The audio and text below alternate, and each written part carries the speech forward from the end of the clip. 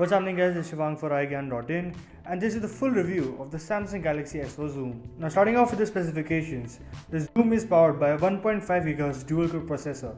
It has a 4.3-inch Super AMOLED display for the resolution of 960 by 540 pixels. It has 8GB of storage, of which only 5GB is available to the user. If we talk about the camera, which is the main attraction over here, it has a 16 megapixel rear camera with optical image stabilization. It also has 10x optical zoom, a xenon flash, and various scenes like HDR and panorama. The lens is a 24mm wide angle lens. The front facing camera is 1.9 megapixels. Starting off with the design, there are no real surprises here. From the front, the device is a carbon copy of the Samsung Galaxy S4 Mini. It has the same 4.3-inch screen towards the front with the default Samsung layout of buttons underneath it. It has a brushed aluminum finish bezel running around the sides. Volume and power buttons are on the right side. A tripod port and a micro SD card are placed towards the left. Now there is no real back cover over here. Instead, the S4 Zoom has a bottom cover which has to be taken out to put in the battery and the SIM card. Now while from the front the S4 Zoom looks like a regular cell phone, from the back it looks like a standard compact digital camera. A circular silver lens case is surrounded by a chunky white plastic case. There's a flash at the tip to the left as you look, and even further left is a handle with the Samsung written on it in silver. The S4 Zoom measures 15.4mm and we struggle to squeeze it into our jeans pockets. The chunky lens makes it difficult to fit the handset naturally in the palm of the hand. Now we'll quickly go over the rest of the phone before getting to the main attraction, that is the camera. The display on the S4 Zoom is a 4.3-inch 960 by 540 pixel Super AMOLED screen. This is the same display as found on the Galaxy S4 Mini. The pixel density comes out to about 256 ppi, which isn't as high as the S4 itself, but it's still really clear.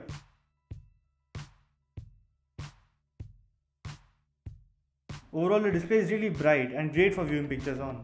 Getting to the camera, as expected, the S4 Zoom's 16 megapixel rear facing camera is the handset's standout feature. Arriving complete with a 10x optical zoom and additional software features that Samsung hopes brings the phone in line with dedicated camera devices. With its last attempt, that was the Samsung Galaxy camera, Samsung never quite got the imaging tech right. The pictures just weren't sharp enough. With the S4 Zoom, most of these issues appear to be fixed.